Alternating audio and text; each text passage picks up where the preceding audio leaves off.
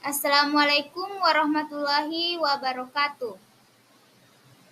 Kami dari kelompok 7 akan membahas mengenai materi evolusi prokariot dan protista serta evolusi tumbuhan dan peranannya terhadap kehidupan di bumi.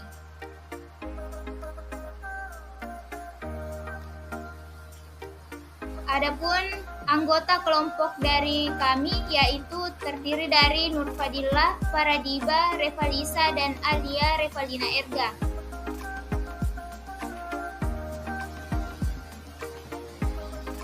Evolusi prokariot dan protista. Apa itu prokariot? Prokariot merupakan sel yang mendominasi atmosfer bumi pada masa itu dan dapat hidup di berbagai tempat serta sangat mudah berkembang biak. Apa itu protista? Protista merupakan eukariot yang beraneka ragam yang berasal dari prokariot yang melakukan endosimbiosis. Kemudian asal mula prokariot. Asal mula prokariot berasal dari nenek moyang bersama dan kemudian berevolusi menjadi archaea dan bakteri. Domain archaea atau area bakteria memiliki beberapa poin yaitu bakteri anaerob air panas atau termofil ekstrim. Yang kedua bakteri anaerob air asin atau halofi ekstrim. Dan yang ketiga yaitu bakteri anaerob metanogen atau mereduksi karbon dioksida menjadi metana. Adapun domain bakteria atau eubakteria terdiri dari bakteri gram positif, bakteri hijau fotosintetik atau anaerob, cyanobacteria, bakteria gram negatif, bakteri ungu, dan spirochaeta.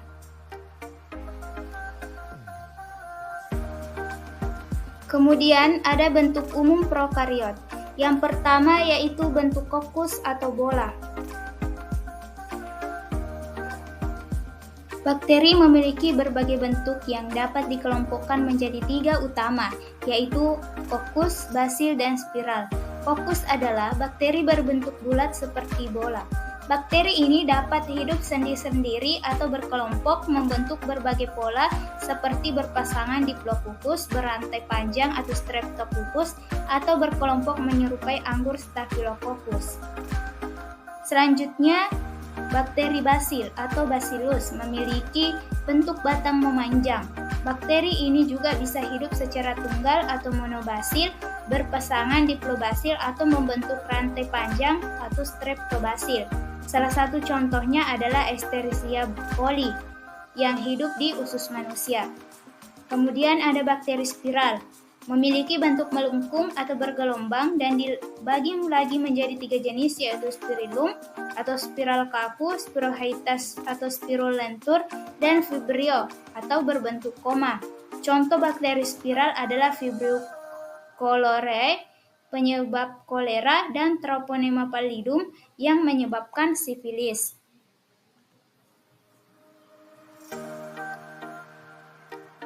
Kemudian struktur prokariotik. Struktur prokariotik terdiri dari membran plasma. Membran plasma adalah sistem membran yang berada di lapisan terluar dan menjadi pembatas antara isi sel dari lingkungannya. Kemudian ada sitoplasma. Sitoplasma merupakan cairan matriks atau zat berupa gel yang ada di dalam sel. Selanjutnya nukleus. Nukleus atau inti sel adalah salah satu organel yang berada di pusat sel. Nukleus berfungsi sebagai pusat kegiatan yang ada di dalam sel. Selanjutnya ribosom. Ribosom adalah struktur prokariotik berupa butiran yang berfungsi memperbaiki protein. Selanjutnya dinding sel. Dinding sel adalah bagian terluar sel yang berfungsi sebagai struktur pelindung kedua setelah membran plasma. Selanjutnya kapsul. Setelah dinding sel yang berfungsi sebagai pelindung kedua, kapsul adalah struktur pelindung ketiga. Selanjutnya ada bulu rambut. Bulu rambut memiliki fungsi sebagai alat perekat sel bakteri yang terdapat pada permukaan dasar. Dan yang terakhir yaitu ada flagel yang berfungsi membantu pergerakan sel.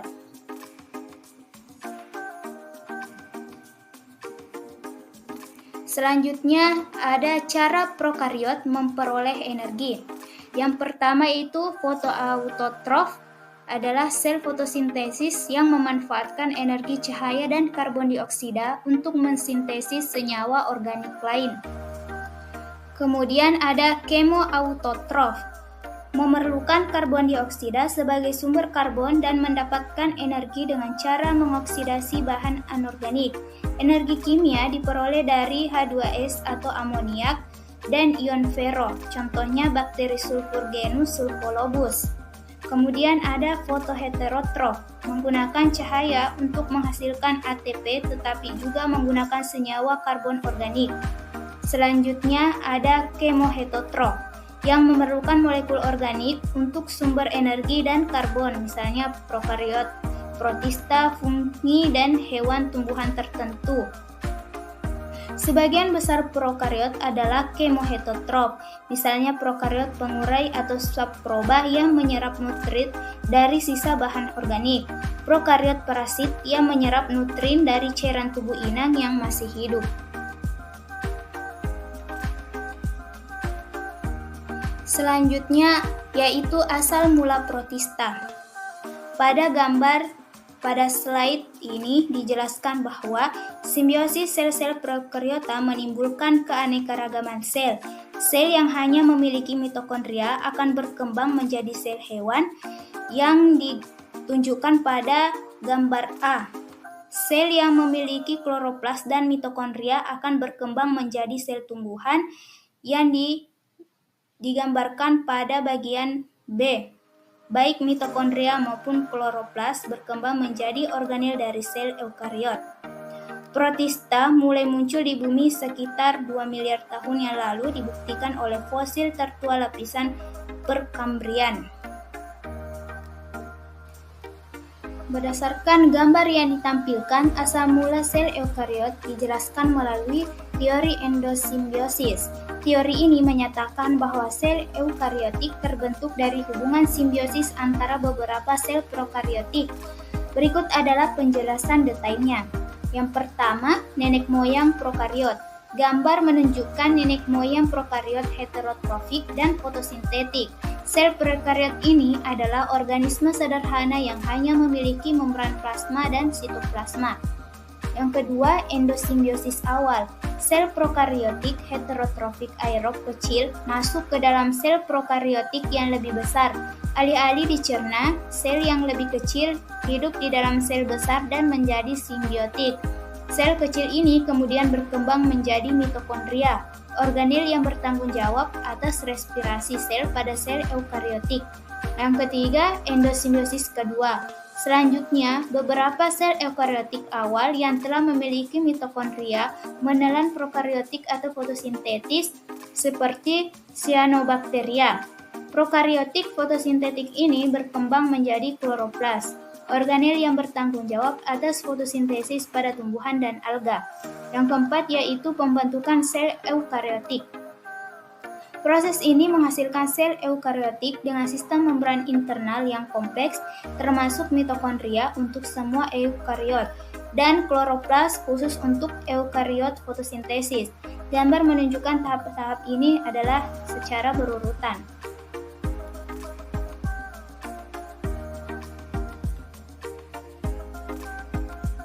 Selanjutnya adalah tempat hidup protista. Protista ditemukan di berbagai tempat, yaitu pada tempat yang berair, tanah yang basah, sampah, dedaunan, dan habitat yang lembab. Protista memainkan peran penting dalam ekosistem seperti menghasilkan oksigen atau alga fotosintetik dan menjadi bagian dari rantai makanan di ekosistem perairan. Selanjutnya yaitu filogeni protista. Hingga saat ini dikenal beberapa sistem klasifikasi, yaitu sistem klasifikasi 5 kingdom dan 8 kingdom. Adapun klasifikasi 5 kingdom yaitu Monera, Protista, Plantae, Fungi, dan Animalia. Sedangkan klasifikasi 8 kingdom yaitu terbagi menjadi kingdom Monera, Protista, yang dimana Monera terbagi menjadi bakteria dan archaea. Protista terbagi menjadi archaezoa, protista atau protozoa, dan chromista, plantae, fungi, dan animalia. Dasar dari sistem 8 kingdom adalah bahwa sistem 5 kingdom dianggap sudah kuno, dan kingdom protista bersifat polyphyletic atau lebih dari 2 nenek moyang.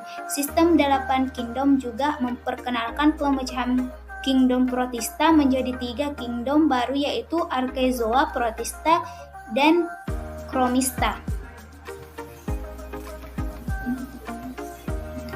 Selanjutnya yaitu struktur protista. Berdasarkan gambar pada slide ini menunjukkan struktur protista seperti euglena. Berikut adalah penjelasan dari setiap bagian. Yang pertama, pellicle, lapisan elastis tipis yang melindungi sel, yang berfungsi untuk memberi bentuk tetap pada sel meskipun bersifat fleksibel, membantu euglena bergerak dan mempertahankan bentuknya saat berenang. Yang kedua, nukleus atau inti sel, pusat pengendali sel yang mengatur semua aktivitas sel termasuk pertumbuhan, metabolisme, dan reproduksi, dan mengandung materi genetik berupa DNA. Yang ketiga, kloroplas, organel yang mengandung pigmen klorofil untuk fotosintesis, berfungsi menangkap energi cahaya matahari dan mengubahnya menjadi energi kimia atau glukosa. Yang keempat, flagellum atau flagella, struktur seperti cambuk yang panjang dan fleksibel, yang berfungsi untuk pergerakan dengan cara berputar atau mengibas. Yang kelima, eye spot atau bintik mata, pigmen merah yang peka terhadap cahaya, membantu euglena mendeteksi arah cahaya untuk memaksimalkan proses fotosintesis. Yang keenam, kontraktil vakuol atau vakuola kontraktil, struktur yang berfungsi mengatur keseimbangan air dalam sel dan mengeluarkan kelebihan air dari dalam sel agar tidak pecah akibat osmosis. Struktur-struktur ini memungkinkan protista seperti euglena untuk hidup di lingkungan berair, melakukan fotosintesis seperti tumbuhan, dan bergerak bebas seperti hewan. Euglena adalah contoh protista unik yang memiliki ciri-ciri tumbuhan dan hewan sekaligus. Selanjutnya yaitu evolusi tumbuhan dan peranannya terhadap kehidupan di bumi. Yang pertama yaitu produksi oksigen. Melalui fotosintesis, tumbuhan menghasilkan oksigen yang dibutuhkan oleh makhluk hidup untuk respirasi. Yang kedua, pengatur iklim. Tumbuhan menyerap karbon dioksida dari atmosfer, membantu mengurangi efek rumah keadaan, mengatur suhu bumi. Yang ketiga yaitu keseimbangan ekosistem. Tumbuhan berperan dalam siklus air, siklus karbon, dan keseimbangan nutrisi dalam tanah yang mendukung kehidupan di bumi. Itulah tadi pemaparan mengenai materi dari mata kuliah genetika dan evolusi. Semoga dapat memberikan pemahaman yang mendalam. Sekian dan terima kasih. Wassalamualaikum warahmatullahi wabarakatuh.